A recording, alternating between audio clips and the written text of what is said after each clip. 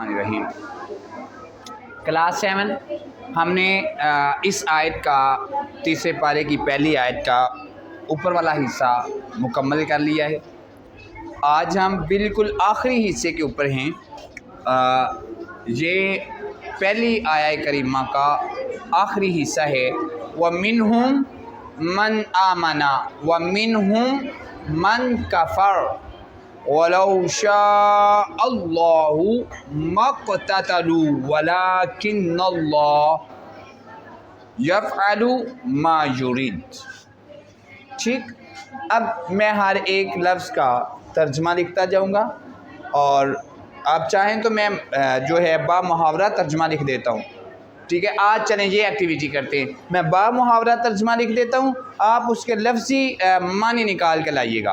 पहले मैं आपको लफ्ज़ी मानी लिखवा रहा था ना, और बा मुहावरा आप बना के ला रहे थे। आज मैं बा मुहावरा लिख रहा हूँ, आपने लफ्ज़ी तर्जमा निकाल के लाना है। बा मुहावरा भी लिखना है और लफ्ज़ भी निकाल के लाना है।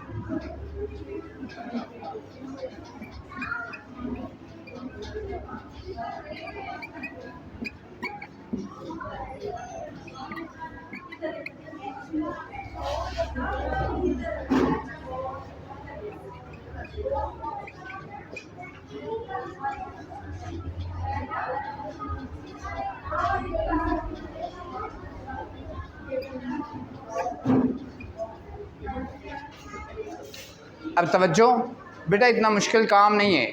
आप लोगों को मैं बता चुका हूँ कि आप लोगों ने क्या करना है, थोड़े थोड़े लफ्ज़ हर आयत में पढ़ते हुए ज़हन नशीन करते जाना है। इंशाअल्लाह अज़ीज़ एक पारा पढ़ने के बाद बड़े कम अल्फाज बाकी बचेंगे कि जो आप लोगों को याद करने पड़ेंगे या समझने पड़ेंगे। अब देखें, मैं कितनी दफ़ा ये वाव का मानी बता चुका हूँ आपको, वाह। ठीक है, अच्छा, मन का मानी भी बता चुका हूँ। ठीक है, चलें, आमना, आमनू, ईमानन, ये एक लफ्ज़ है। इसकी तरकीब ग्रामर के लिहाज से बदल जाती है। फ़ाइल से मफ़ूल बनता है, ये इजाफ़ी लफ्ज़ बनता है। कब ये फ़ाइल है, कब मफ़ूल है, कब इजाफ़ी कंडीशन पे, ये अगर आप ग्रामर के पीरियड को जो ज्वाइन करें तो वहाँ आपको ये वाली चीज़ें ख़बर हो जाएंगी कि कब कोई चीज़ मफ़ूल बन गई, कब कोई चीज़ वो हमने लास्ट टाइम पे शायद यही पढ़ा था कि अगर किसी वो जो हमने पढ़ रहे थे उसकी ग्रामर के अंदर कि अगर हमारे पास दो ज़बर की तनवीन जो है वो ऊपर आ जाए, दो ज़ेर की तनवीन नीचे आ जाए, दो पेश की तनवीन आ जाए, तो वो कौन जर है, कौन नस्ब है, कौन फ़तह है और कौन फ़ाइल है, कौन मफ़ूल है, कौन इजाफ़त पे है। तो ये चीज़ आप वहाँ समझ सकते हैं। ठीक है, और ये वही लफ्ज़ जो यहाँ पे दोहराया जा रहा है, वही लफ्ज़ यहाँ पे दोहराया जा रहा है। वा मिनहुम, वा मिनहुम, वा मिनहुम मन। अब अगर ध्यान दें आप, तवज्जो मेरी तरफ अगर आप लोगों की हो, तो इतना हिस्सा जो है आप लोगों का, ये तो बेटा सिमिलरली यही है। वा वा मिन मिन हुम वा वा मिन मिन हुम मन मन।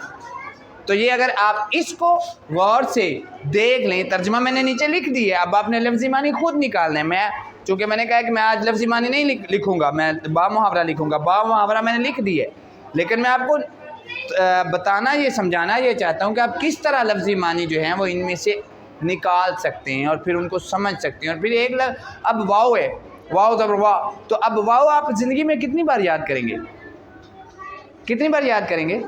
एक बार हो गया ना बस। वाव का मानी क्या होता है? اور واو کا معنی کیا ہے؟ اور.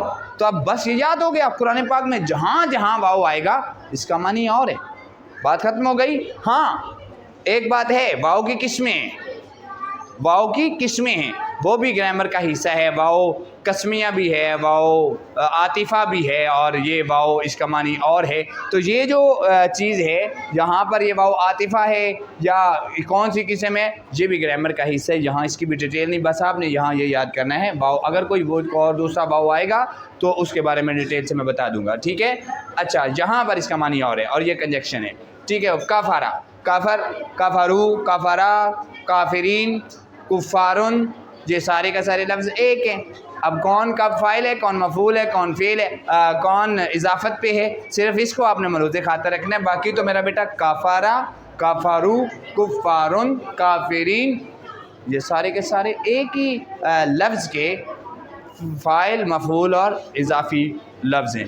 اسی طرح شاہ، یہاں پہ والاؤ، والاؤ، یہ اب اکٹھا آپ لیں گے اس کو اب الگ نہیں لینا آپ نے کہ اور، ٹھیک ہے. بلاؤ کا معنی کا ترجمہ کرنا ہے اب آپ نے، واہ کا نہیں کرنا، بلاؤ، ٹھیک ہے. آگے شاہ، شاہ، یشا، یہ دو لفظ یہ بھی میں بتا چکا ہوں آپ کو. چہنا، شاء، یشاء، ٹھیک ہے، چہنا. اللہ، اللہ کا ترجمہ کرنے کی ضرورت، اللہ اللہ ہے، ٹھیک ہے. اب وہی چیز آگے یہ آپ اوپر بھی پڑھ چکے ہیں، مقتتلو، یہ لفظ پڑھ چکے نا مقتتلو.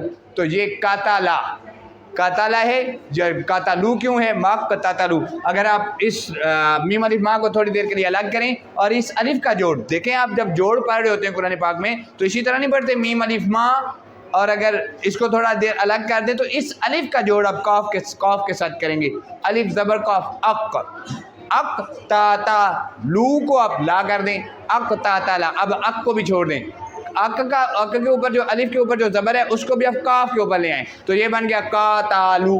لو کا پیش ہٹائیں، کیوں ہٹائیں، یہ الگ بحث ہے، مگر ہٹائیں تو رہ گیا قاتالا. تو یہ لفظ قتل سے ہے، قاتل، تو یہ میرا بیٹا قتلو، مقتتلو، یہ قتل ہے. اب رہا یہ فاعل ہے، مفعول ہے، یہ آپ لوگوں کی اضافت پہ اس وقت ہے، تو یہ آپ اس پہ اوپر آپ نے جانا ہی نہیں. آگے پھر واو، واو اس کا ترجمہ آپ نے اسی واو کا کرنا ہے جو پہلے میں بتا چکا، اللہ، اللہ. یا فعل، یا فعلو، فعل، مفعل، یہ جو ہے یہ آپ کی گردانے ہیں، ان گردانوں میں جائیں گے آپ لوگ تو اس چیز کو سمجھ لیں گے. مگر یہ فعل ہے، کیا ہے، فعل، کرنا. فعل کا معنی کیا ہوتا ہے، کرنا. ما، جو، یرید، یہ بھی چاہت ہے، جیسے شاہ چاہت ہے، یرید اللہ، اللہ جو چاہتا ہے کرتا ہے. تو یہ میں نے تقریباً آپ کو سمجھا دیا ہے، ترجمہ ہے. اور ان میں سے کچھ ایمان لائے، وَمِنْهُمْ مَنْ آمَنَ وَمِنْهُمْ مَنْ كَفَرَ، اور ان میں سے کچھ نے کفر کیا. آگے وَلَوْ شَاءَ اللَّهُ، اور اگر اللہ چاہتا تو، مقتتلوا، وہ نہ لڑتے، ولیکن اللہ، لیکن، اور لیکن، یفعل، کرتا ہے، ما یرید، جو چاہتا ہے، اللہ جو چاہتا ہے وہ کرتا ہے.